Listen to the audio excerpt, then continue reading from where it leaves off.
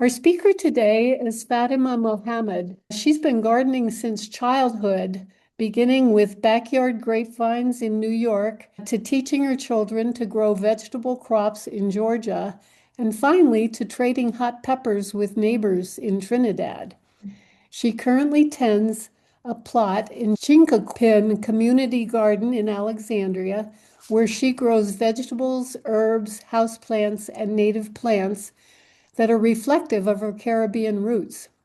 As a master gardener, she has been able to scientifically evaluate the practices that she formerly utilized intuitively. She has also served on the Master Gardener of Northern Virginia board for 3 years, and we are delighted to have her back today. Fatima, it's all yours. Thank you. Thank you so much. But before we get started into the steps that we're going to cover today, there were a couple of questions from the first presentation that I just want to revisit. In the presentation, I talked about the best time to water in vegetables was in the morning. And I believe a participant wanted to know about night watering. And night watering is acceptable, but morning watering is preferred. And one of the reasons for that is with night watering, it could cause problems to the leaves because it can stay wet for longer hours and it can create an ideal condition for fungal disease. So that's one of the main reasons for not watering at night. And then also the plants love consistency. So keep those things in mind. And then I had a question about greenhouse watering or greenhouse plants that are ideal or vegetables to sow in greenhouses. And right now, some of the same crop that we would plant in cooler season are also ideal to start in greenhouses at this time. One of the things with greenhouses I want you to be aware of is the temperature management, the ventilation. We talked about certain pests last week, and we'll talk about some today. I want you to be aware that it can create a nice habitat, almost an incubator type situation for plants in that environment, but you can also introduce beneficial insects in that environment, which may get rid of the pests quicker than it would in an open outdoor environment. Just a couple of tips there. And I believe one more is we talked about tomatoes and the different things that can impact them. And one thing I want you to take into consideration, in addition to the things I said last week, is the temperature here in Northern Virginia. We all know in any year, any given season, the temperature may vary. We've had hot summers, which can impact the growth of tomatoes and other plants. And we've had rainy seasons. So all of those could impact the growth of the tomato. It can also make them dry because you have to water them more frequently and you may not be able to do that. And also it could cause cracks in the tomatoes based on what's happening, how much rain, and also the opposite, how dry your soil is. Let's get into part 2. So today we're going to talk about plant your garden. What do you do now that you know all those things? Some common weeds, pests, and disease that we deal with here in Northern Virginia, and the proper way to harvest. So I'll provide some tips on harvesting and the best time to harvest. And then also I have a little bonus thing at the end of this presentation to close this circle from the planning to harvest and beyond, and what do you do next, and how do we complete this cycle? So here we go. Plan your garden. When we look at this planning schedule for zone 7 or zone B, this schedule is just a key reminder to show you dates that are guidelines. They're not necessarily guarantees what will happen during that time. They help us with being aware of the weather, being aware of soil temperature, and your garden situation.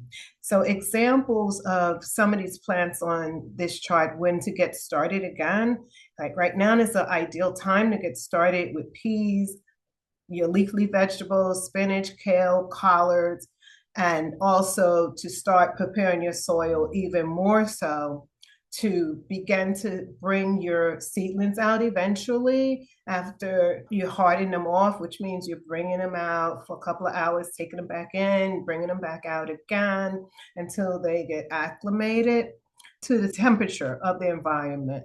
I also follow the Mother's Day rule, and it's been beneficial to me not to plant things such as my tomatoes and other my warm weather crops, until around May. And this has also been effective because of the changing of the annual temperature for our zone in Northern Virginia.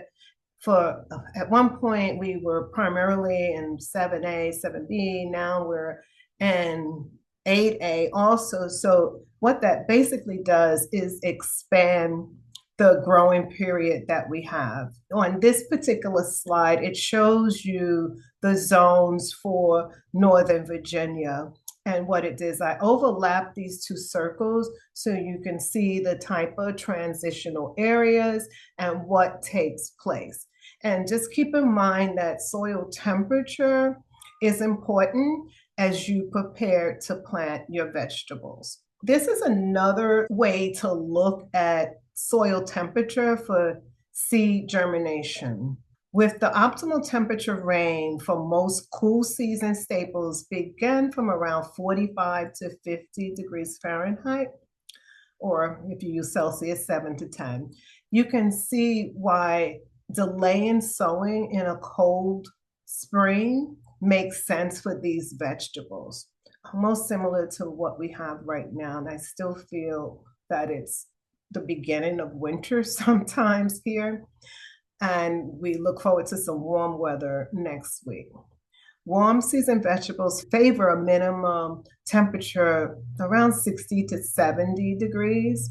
It's one reason why in a cool or temperate climate, we need to sow these vegetables indoor or with the aid of some heat. And some examples are your beans, your corn, perhaps your eggplants, and other vegetables. Nearly all vegetable seeds will germinate at about that temperature, 60 to 70, if they're in contact with moist, aerated soil and soil that should be even around 50 to 75% of the soil most holding the capacity that is most moist, not wet. And that's another good reason to keep mulch around your plants. We talked about that a little bit last week, and I'll talk about it a little bit more today.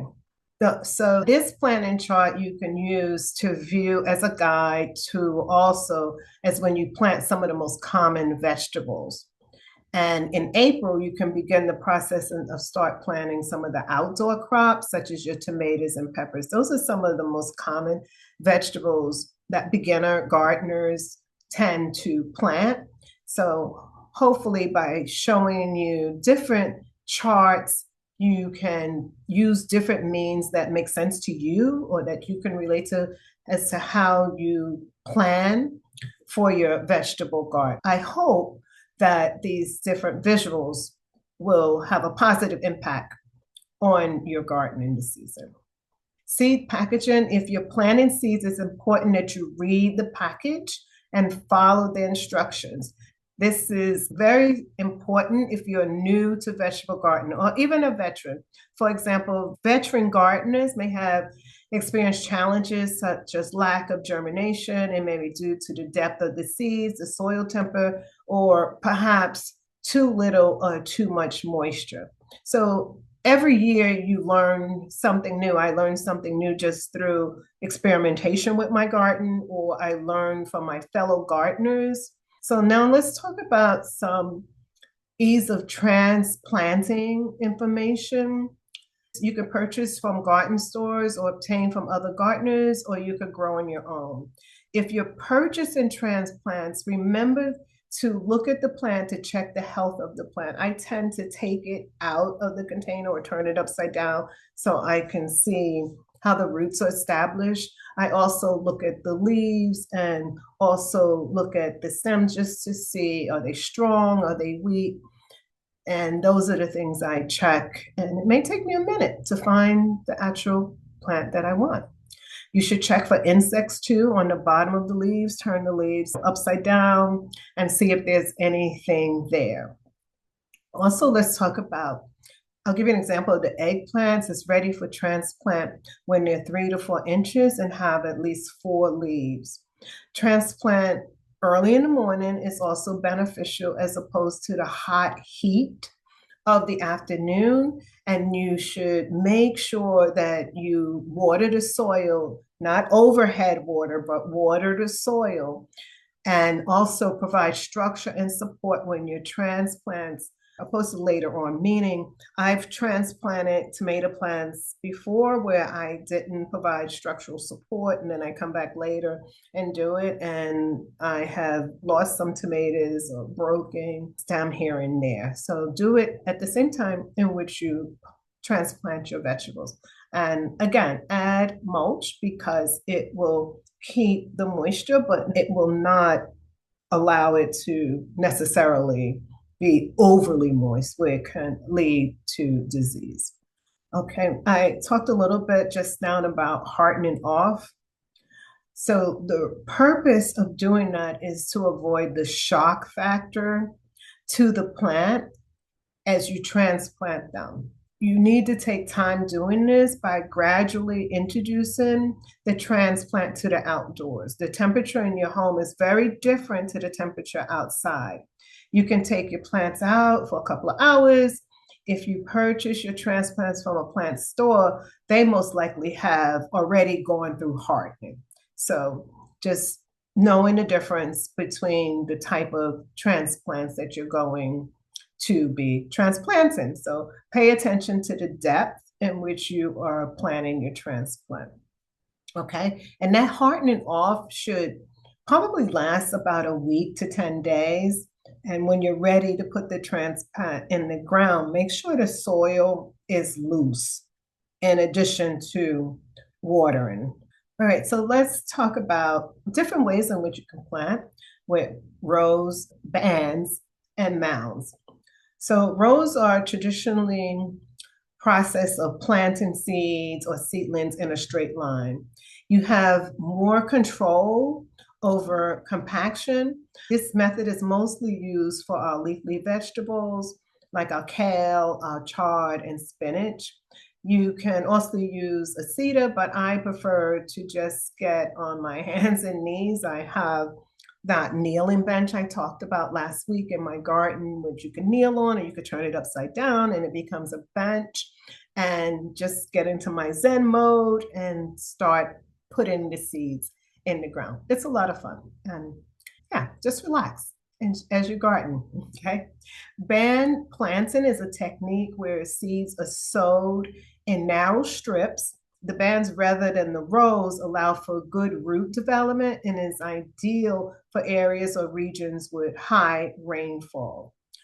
Also good for weed control. So those are two. Broadcasting is another. Broadcasting covers a wide area quickly, but lacks precision. You can evenly spread seeds over a wide area. Mounds are the most popular for our larger vegetables, such as our squash, zucchini, and watermelons. These crops need room below ground, and mounds provide the necessary depth. Mounds gardens involve creating raised mounds of soil, which allows you to maximize planting space instead of the traditional rows.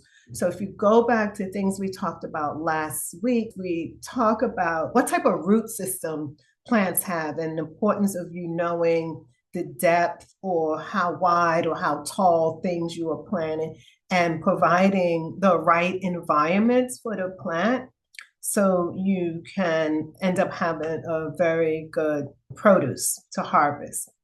Containers. Smaller space planting can be a lot of fun, such as in the townhouses or condos here in Northern Virginia, which is very common. And you need to think about the space your plants need, as I just said, to have that successful growth. The seed package will also tell you how much space per seed is needed in most cases. The size of the container is key. Think about how tomatoes, cucumbers require a bigger container than peppers. That's just one example. One of my fellow classmates, Ben Murphy, he did a presentation on containers that goes more in depth. And if you are interested in gardening this way, I highly suggest you look at that presentation. And okay, spacing and thinning. Insufficient space can be detrimental to the success of your plants. Insufficient space can lead to disease or vegetable failing to reach their full maturation. Plants will compete for nutrients, air and space. Well-spaced plants also allow room for harvesting. Last week, I also talked about the three sisters and how beneficial they are and the support they provide to each other with the corn, beans, and squash. Squash is also an ideal plant to put on a mound and keep in space, because sometimes not having the proper space can lead to disease. It can also prevent air from circulating between the plants, and those are things that are needed. Thinning is also an important process of growing vegetables. It allows for less stress on plants, less competition for nutrients, and it also decreases the potential for disease. For example, carrot seeds are very small and require space to grow. If they are planted too close together, you may have to do some thinning, which I have done in the past and is truly beneficial, because if you don't, what ends up happening, and this is based on experience, you get these tiny little tomatoes, but that haven't really reached the point of their true size for you as far as harvesting. So give them a little bit more space would be beneficial. Mulching protects the soil. It helps retain moisture, and what I think is almost equivalent to keeping the weeds down. It helps. And I believe one of the conversations we had at the beginning about the rain right now. So if you're getting ready to start your vegetable season, this is an ideal time to get out and weeds while the soil is moist. So you can place the mulch around your vegetables once you plant your plants and you've weeded around the area. I've used things such as cardboard, newspaper, the cloth weed blockers. All of those things help. I'm not a fan of using any plastic, and I'm sure master gardeners overall aren't fans of doing that. Leaf mulch from trees, it breaks down gradually, and that's one of the reasons it helps prevent weed growth. Okay, and you should feel free to replenish the mulch as you go along throughout the season. Just natural deterioration based on weather will cause some of your mulch to drift away. So some of the takeaways from this first section is the importance of thinning, giving your vegetables space. Sometimes we don't like people in our space. We want a little bit more distance. So plants feel the same way too. We talked about seeds versus transplants as you begin to direct sow, put the seeds directly in the ground, or transplant. Some of the things you should look for, and the benefit of spacing, thinking about the timing also in which you are planting your vegetables, seeds, or transplants, and also the importance of mulching. So I'm going to stop for a second to see if anybody has any questions. Okay, just one, Faatimah. Do you check soil temperature with a thermometer? And if so, at what depth? I have checked, and usually it's about 2 inches. And that's one of the tools, based on the tool slides I showed last week, that you may consider buying. And remember, I said don't buy all of the tools that I showed you, but that may be one. Okay, thank you. We can get back to your presentation. All right, now I'm going to go into ways to control weeds, pests, and disease. Just a basic definition. These are plants basically we do not want in our garden. They negatively impact our crop. They take away nutrients such as water and light from the plants, and they can cost you money. After doing all that work and preparing, they can actually take over a garden. I've had some onion garlic one time in one bed, and I literally had to redo the entire bed. On the next slide, I'm going to show you some examples of weeds, and I want you to take some time to become familiar with how the weeds grow, because that also will tell you how you need to remove the weeds. Some of the life cycle of weeds, you should identify the life cycle and you should be able to identify the weeds. Common weeds such as crabgrass and purslane, they have shallow roots, but perennial weeds such as your dandelion and your ground ivory, they have to be controlled because they have the deeper roots. Deeper roots are harder to dig up. That's why I said it's an ideal time right now, because you can dig down and get to the root of things. And I just suggest to you, tap it out before you throw it, just to make sure you're not removing too much soil from your garden. The tap roots, they spread like runners, and that's another type of weed I've dealt with in this area. There are some common edible weeds, such as the wild garlic I was talking about. So some people eat them, some people enjoy them. I am not one because I like to plant a lot of different things, and I actually plant garlic. You also need to be aware of the poison weeds, such as poison ivy. As you're thinking about removing these weeds, go back to what was previously discussed also about wearing the proper clothes to protect yourself.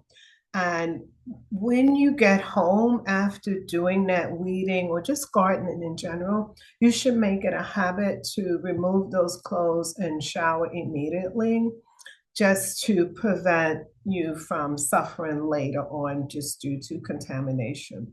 So one of the best tools to dig for the weeds is the hori tool. It's like Japanese for dig, that I showed you in the part one of this presentation.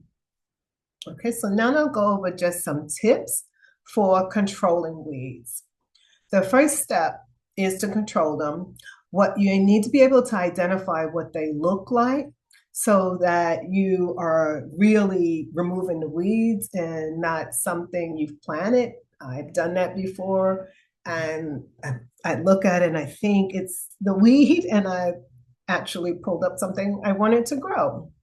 So you also want to gain an understanding of their life cycle, spring or summer production of weeds, and how they germinate and spread based on whether it's a creepy stem or underground roots called rhizome. So we may have additional information on our website, mgnv.org, and you can also look at various university, their extension sites and others to gain additional information about weeds. Once you identify your weeds, you want to minimize their spread by minimizing conditions for them to disperse. You're trying to do is minimal disruption by removing the weeds. And anytime you work on a garden, you should cover bare soil with mold, straw, or other ground covering walkways to keep the mold. We have an area at Chicapan that's common area where we grow fruit trees. I used to volunteer in that area to help remove weeds, water the fruit trees, and we threw down some seeds one year, some grass seeds, and there was still a patchy area, and it just got taken over by weeds. So they love to find those type of environments to grow in. So most importantly, also, you don't want to let them go to seed. You need to pull them before that occurs.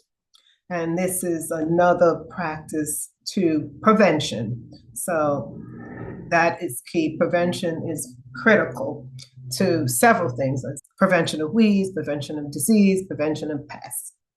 So now let's look at some possible pests that can cause significant damage to your crop. So in addition to the weeds taking nutrients, we also have some pests that will bother our plants and can also just take them over.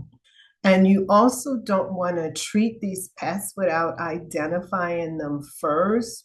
Just as if we're sick and we have a viral infection or a cold or the flu or something, we don't want to treat that with antibiotics the way we would treat bacterial infections. You may cause harm to the rest of your crop if you treat the wrong pest or disease with something that isn't for that pest. So I'm going to walk you through just a couple of the insects on this slide, as they're very common when growing vegetables.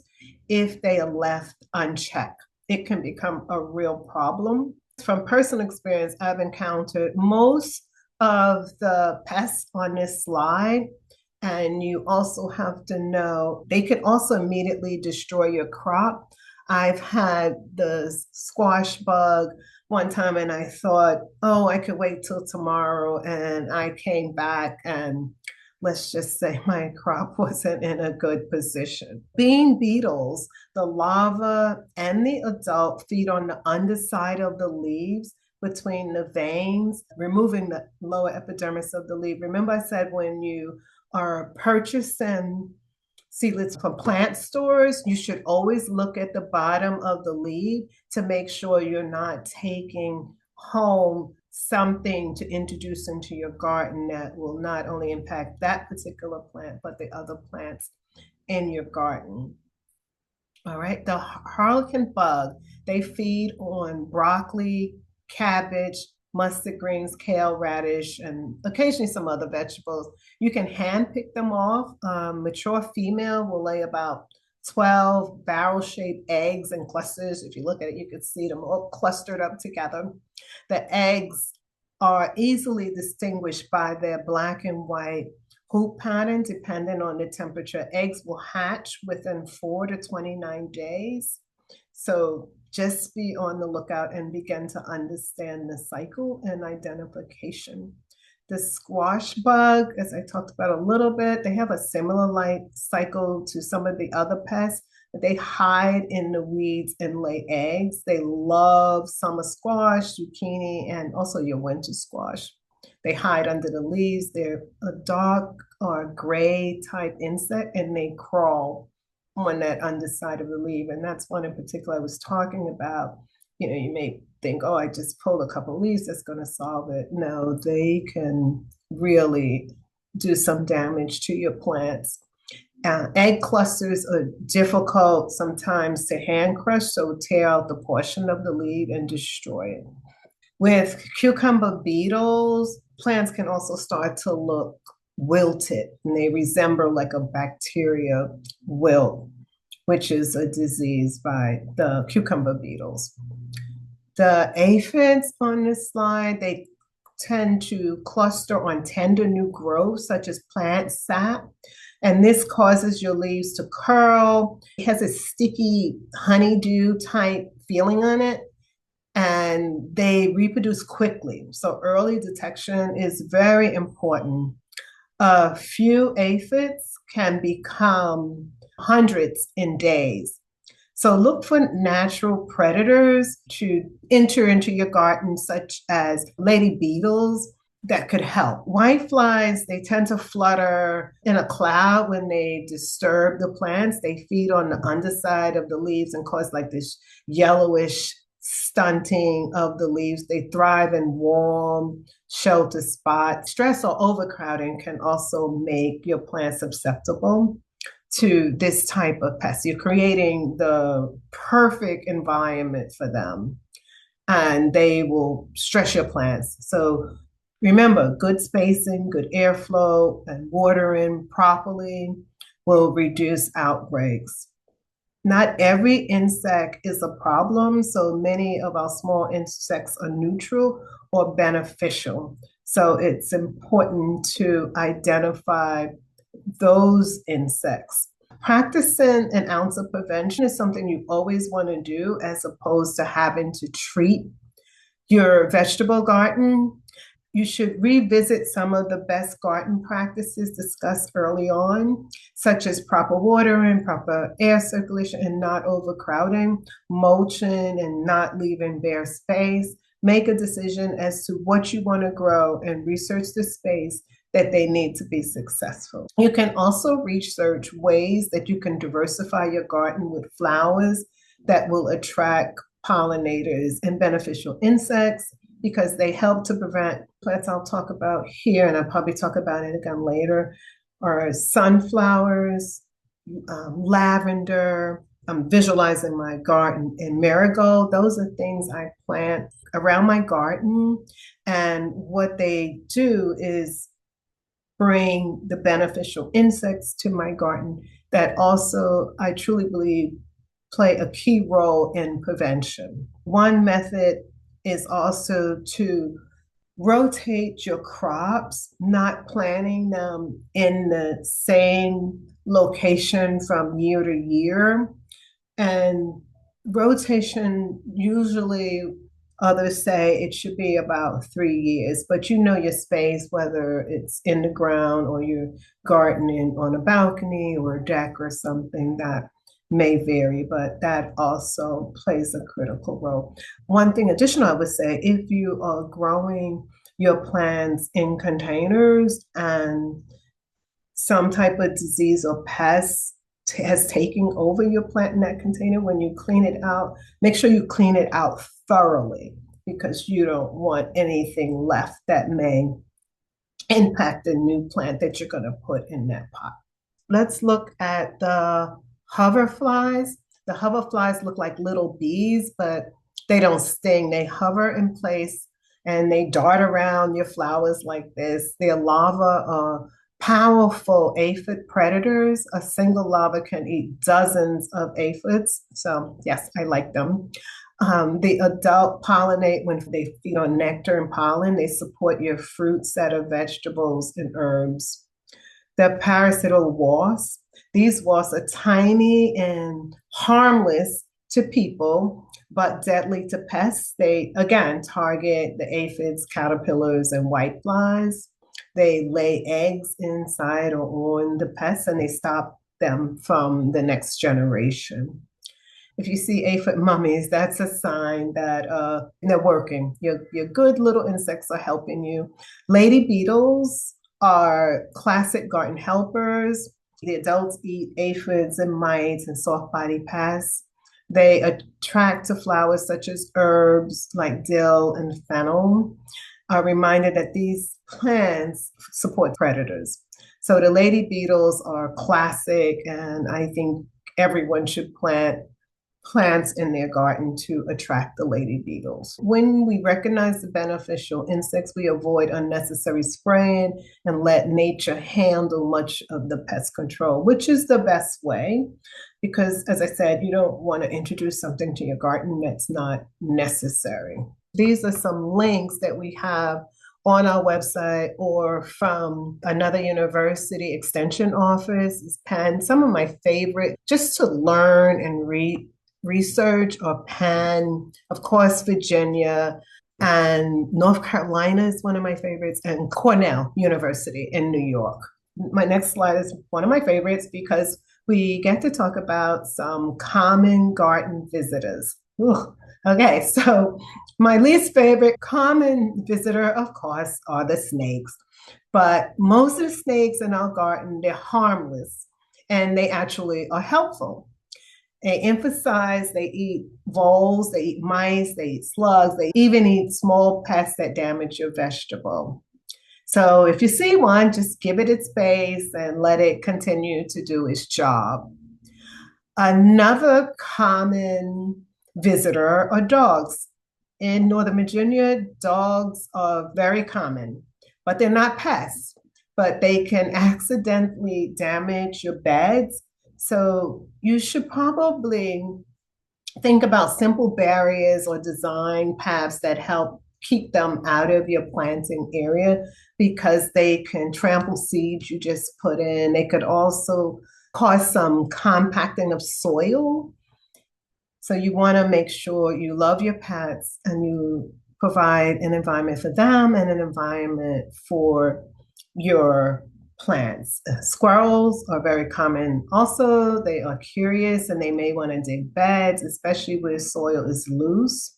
They often bury nuts and investigate other freshly planted seeds. So you mulching or row covering can reduce their digging, but some activity is normal and shared in outdoor space. Birds can also be beneficial. They're helpless and nibblers. They eat insects and caterpillars, but may peck tomatoes or seedlings. That's why it's important to harvest tomatoes too when they're ready and not wait for the next day. You can also provide water for them, like a bird bath. It can reduce tomato pecking. Many garden visitors are part of our ecosystem. The goal isn't to eliminate them, but to understand their behavior and protect your crops when needed. We have to be ready to share the environment with other living things in the outdoor spaces. Another common visitor are our four-legged visitors in this area are deers. And one of the main strategies is fencing, which is an option, but your fencing, in order for it to be effective, should be at least 6 to 8 feet high to have an impact. I've seen evidence of deer trying to go through fencing to get to crop. One of the things I do is I plant a diverse array of plants around my garden, and I found them to be successful. There's no such thing as deer proof, but usually I plant marigold and other plants annually around the perimeter. There are some plants that some deer will not eat some of the time, and there's some herbs such as your lavender, mint, oregano, and thyme. And these are all herbs that I planted in my garden. Another common pest are your rabbits. And one of the best ways to prevent them is that if you put up wire and fencing, it should be at least 2 feet high and 6 to 12 inches underground. The year before, we had a lot of rabbits or chipmunks in the area. And we used to have a cat that visited the garden all the time from a neighbor. And we stopped seeing the cat. So we don't know if the removal of the cat played a role in the rabbits and chipmunk population. Let's talk about some common disease and think about ways in which to prevent them as opposed to having to treat them. Most importantly is gardening with best practice. That helps keep your plants healthy. Some of the common diseases, especially on tomatoes, can be the septoria, the leaf spot, which is common. It's a fungal disease, and its symptoms are yellowing of older leaves, and it could spread quickly if not identified. So you should remove the affected leaves and avoid watering the leaves when watering. Remember, we talked about watering at the roots as opposed to that overhead spraying, because it could lead to this leaf spotting. So the other thing is that crown root, it's where the stems meet the root near the soil surface and they become infested by pathogen. Leaves often turn brown or black and they eventually wilt. So the best way to treat them is to keep the soil well drained. Again, putting mulch around will also help. The early and late blight are two different types of fungal disease that reside in the soil that affect tomatoes and potatoes. Early blight tends to move slowly, while the late blight may cause rotting, and early blight thrives in the warm climate, while the late blight, it prospers in cooler environments. So again, early blight, brown spots, yellow halos around the leaves, late brown spots on the stem. So again, practicing best practices, avoiding the overwatering from overhead and rotating your crops in different areas from year to year or maybe every 3 years. The downy or powdery mildew are two different things. The powdery fungi that produce a white powdery growth on the surface of the leaves. This happens in okra, cucumber squash, and peas. The downy mildew infection, the leaves become yellowish or speckled, and the leaf edges may curl downwards. And it can also have like a faint gray fuzziness, which may appear on the underside of the leaves. And some of the most common plants they may impact or affect is the cucumber squash and your melons, and even sometimes spinach.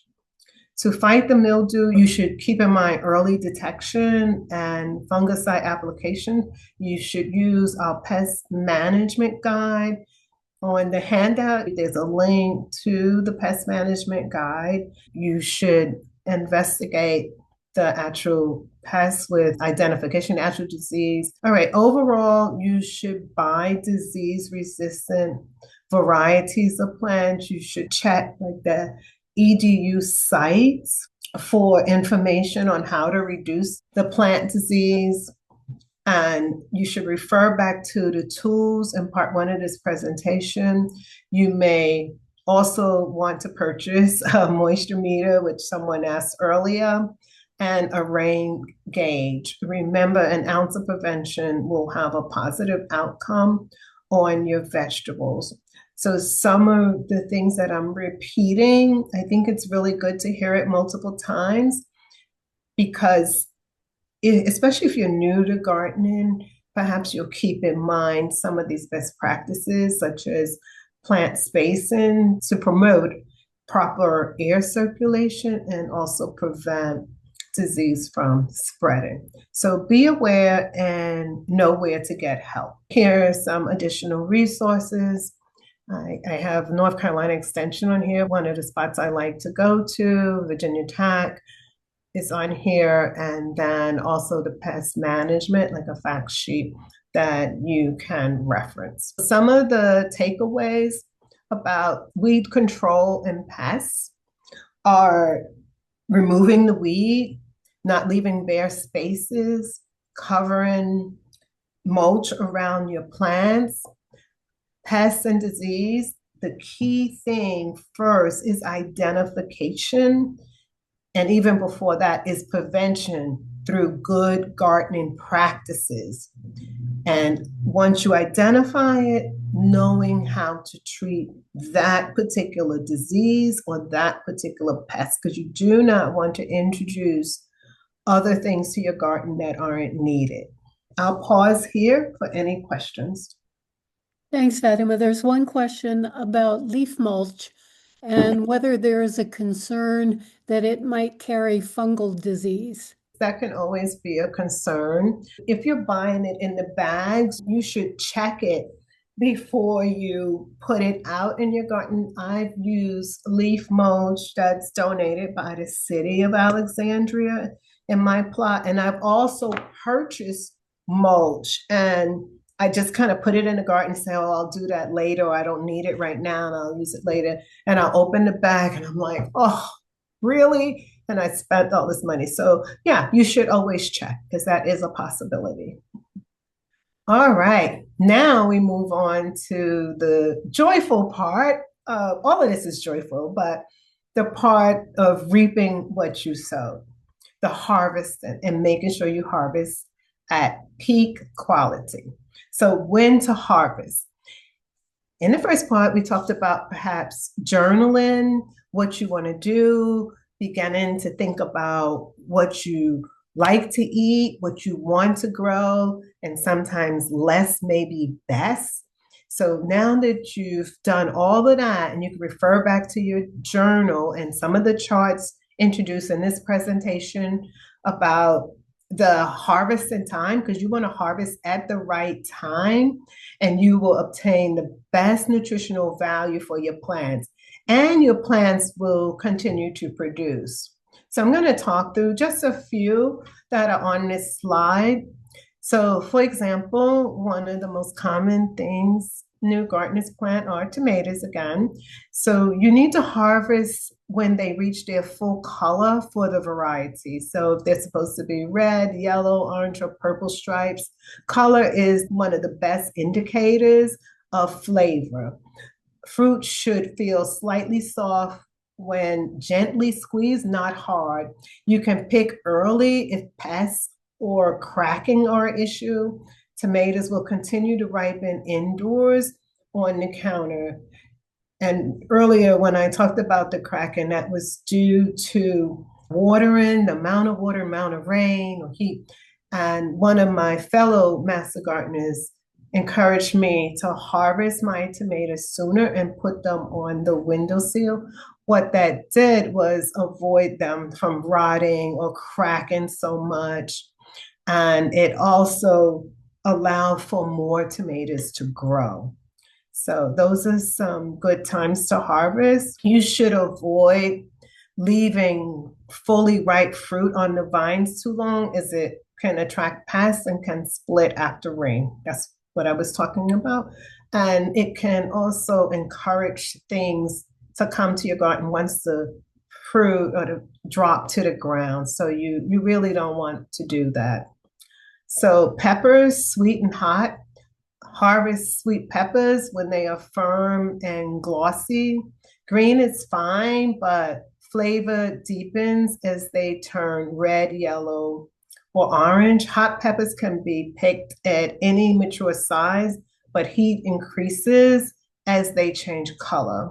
You should always use your pruners or scissors to avoid breaking or just pulling the peppers or tomatoes off, because that will help more tomatoes and peppers to grow.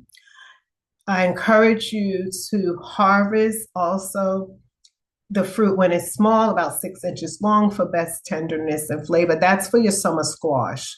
Summer squash is another thing. If you leave too long, like zucchini, it's beyond even wanting to make bread with the zucchini, such as zucchini bread with chocolate or zucchini bread with raisins and other things.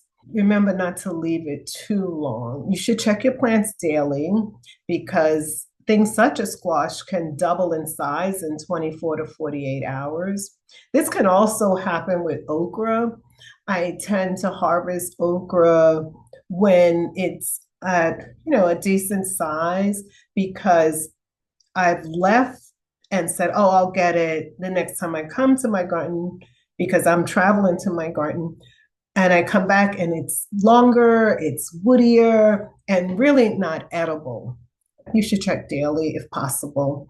Overgrown squash is still usable, but the texture may become a little different. You should, for your bush beans and your pole beans, you should pick when the pods are firm and soft and well filled, but not bulging. Seeds inside should be small, large, swollen seeds, mean the pod is past its prime. I tend to harvest frequently if I am growing beans or the red noodles, because all they do is keep producing, keep producing. And it gives me an opportunity to donate my harvest to a food bank, which we do in our community. And that helps. And then we also share with one another, almost like bartering. We give away stuff. So you should harvest every 2 to 3 days to keep your plants producing. And you should use two hands when picking to avoid tearing your vines. I think those are some good tips. So some of the best harvest practice, now that you are all excited and you're ready to harvest, you can refer back to your journal again, and you can look at some of these practices about early in the day. And when you harvest, I have a basket that has holes in it so I could actually run water. But remember, do not place your heavier produce on top of your leafy vegetables. Okay. Also, good is to harvest in the morning while they are still cool and haven't absorbed the day's heat. And remember, if the plant has a disease, please do not introduce it to your harvest basket or pull it and dump it in your compost or anything else.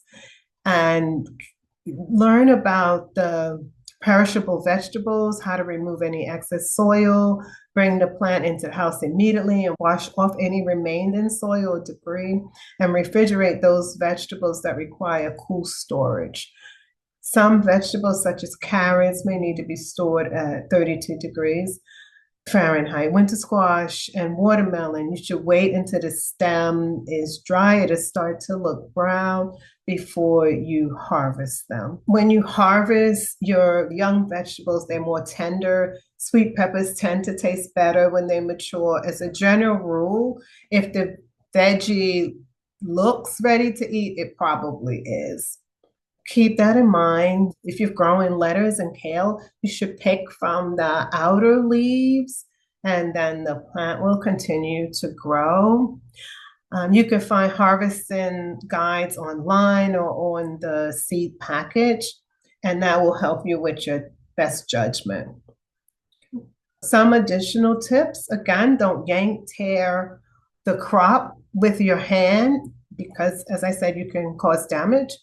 Try to use all of the parts of the plant. When you harvest your carrots, for example, you can use the leaves for garnish, and that just adds a nice display or presentation of the meal in which you're preparing. So these are just some repeated tips for you to use as you begin to harvest. Hold the plant in one hand and clip with the other. I'm just going to review some of the 7 steps that we went through for best vegetable gardening and management practices. Remember, when you choose your location, you should keep in mind or consider how much sunlight, how much water drainage, are you using raised beds, are you using containers? You should also keep in mind to prepare and care for your soil, whether your soil has friability. Remember, I talked about you can make the ball and see whether or not the soil kind of comes apart. Compacting is when the soil is just really, really hard. Perhaps you've walked on it too much in that area or something has driven over it. You should add compost. And then once you take care of the physical part of preparing the space in which you're going to garden, then you can also look at the chemical aspect or makeup of your garden, and that would consist of conducting a soil test. And I believe you saw in the part 1 places that you can obtain a soil test kit, and it's important that you follow the directions on that kit that you could send on to be analyzed, and it will tell you whether or not you need to add anything in particular to your soil to help create a better environment for your crops.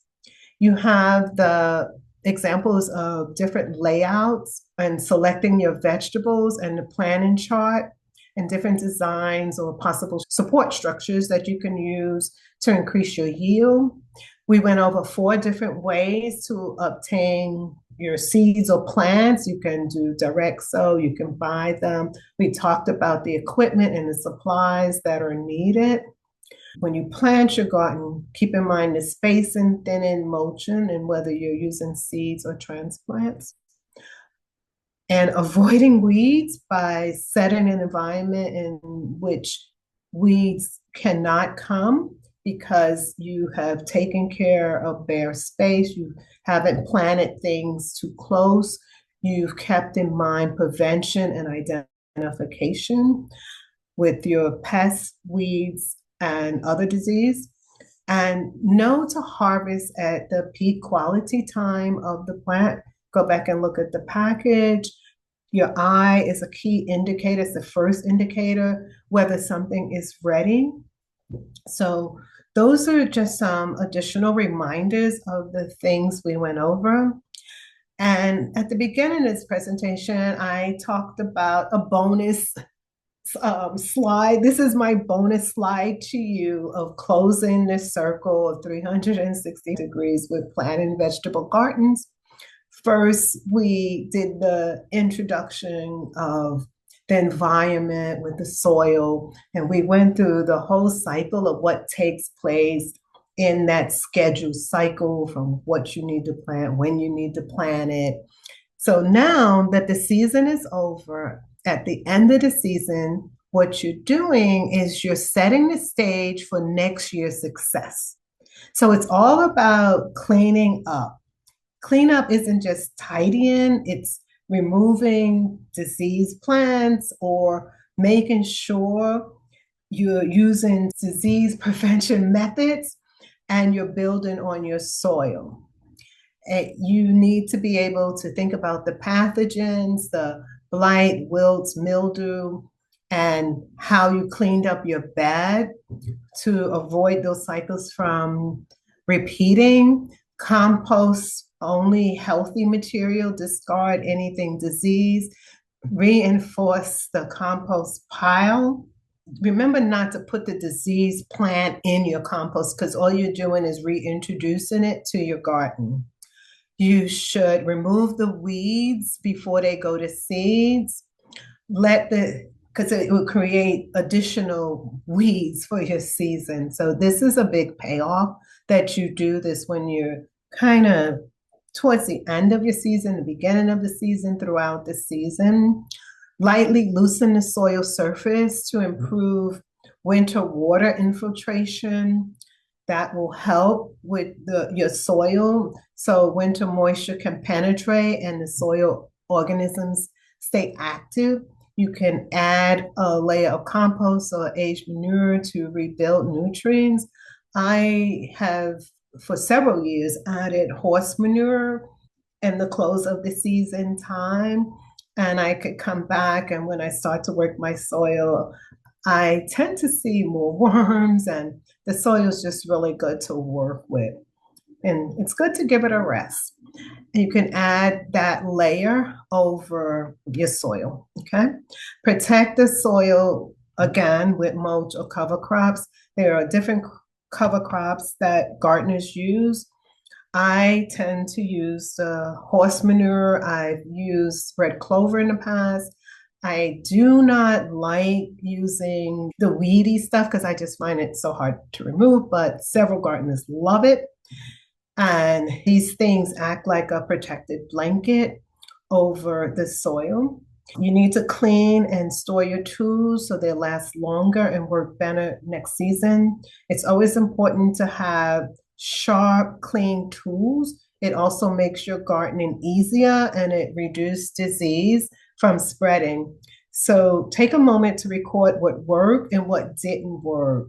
As I told you guys, I tend to keep the seed packages that I found worked well and gave me an abundance of produce. So when I'm preparing for the next season, if I don't have any seeds remaining, I will look for those same seeds again. Remember one of the other importance of reading the seed package because it will give you an estimated time or duration of years in which the seeds are still good to use. So, and I highly encourage you to jot down all the successes, all the challenges, because all it can do is help you as you continue to garden. Some of the best managing practices, again, are to test the soil to learn the pH, the nutrients that are already present. This prevents you from guessing, and it tells gardeners what they actually need. such as lime, fertilizer, organic matters. And again, it helps to amend the soil as opposed to introducing something that will harm the plants and the environment. You should look at determine your soil drainage capacity before planting. Poor drainage leads to root rot, and it could also lead to nutrient loss. It could stun the plant growth. So keep those in mind. And remember, planting the right plant in the right space at the right time is critical. Improve compacting of soil by aeration, double digging, incorporating, again, organic matter. You can see we like organic matter. Plant cover crops, green manure can also improve the soil nutrient. It protects the surface. Beans also can help with nitrogen fixation and feeding of the other parts of the soil. It's really effective in building the soil health over time. Don't give up. Just keep having fun with gardening, and you will reap lots of benefits by practicing some good management practices. Making sure, in addition to the things I just discussed, you choose resistant varieties. So you start with plants that already have built-in defenses. You should use companion planting to bring beneficial insects to your garden, and they could help with preventing some of the pests that we don't want there and encouraging the insects that we do. So identify the insects, identify disease, and weed early. And again, rotate your crop. So I want to pause here, one, to see if there's any closing questions, and also to thank you for attending today's presentation. And if you joined us the first time and again today, I am elated, and I hope you can walk away with at least one thing that you learn. I truly believe that all of us should learn at least one thing every day in our lives. Please come back and join us again for another presentation. Thank you, Faatimah. We do have a few questions. Do you have any advice on succession planting? Oh, I love succession planting. Thank you for that question. I do succession planting with my leafy greens. And what I tend to do, let's say today, if I was going to go out, I would plant rows of perhaps spinach. And then within 2 weeks, I would come out and plant additional rows so that once I harvest that first crop, I have that second crop coming in. So I think succession gardening is so important for vegetable gardening with our leafy vegetables, especially if you are trying to keep them throughout the year. I tend to grow and harvest or eat with what's in season. For example, I'll eat a lot of berries in the summer, and I'll eat a lot of apples around fall holiday when you can go out apple picking. But succession planting is ideal. And the final question was on companion planting. Mhm. If you have two different plants and one requires 6 inches of space and one requires 12 inches of space, how do you manage that? That's a good question. And I would first ask you, how much space do you have? And companion planting, you want to think about what you're planting and what is the best companion, and not just planting stuff. So there's certain, oh, this is in my next presentation. Please come back in April. I will talk about what's best to plant next to what. So for example, I have my lavender plant. Sometimes I have it near my tomatoes on one side. It's in a different bed because I'm trying to encourage positive, good pollinators to come to my garden. Last year, I planted my dill next to my peppers because, again, it encouraged beneficial insects to the dill and also help with the growing of my peppers. So there are certain vegetables you do not want to put next to each other. And there's certain vegetables and flowers and other plants you want to put next to each other. So I would suggest that you also look on our site for examples, and you can research on various university sites about companion succession, intercropping, and you can also come back for my next presentation. Okay, thank you very much. The thanks are already pouring in, and I'm sure you've generated a lot of enthusiastic fans who will be back in May. And I thank you too. Thank you all. I truly appreciate it. Bye bye. Bye bye.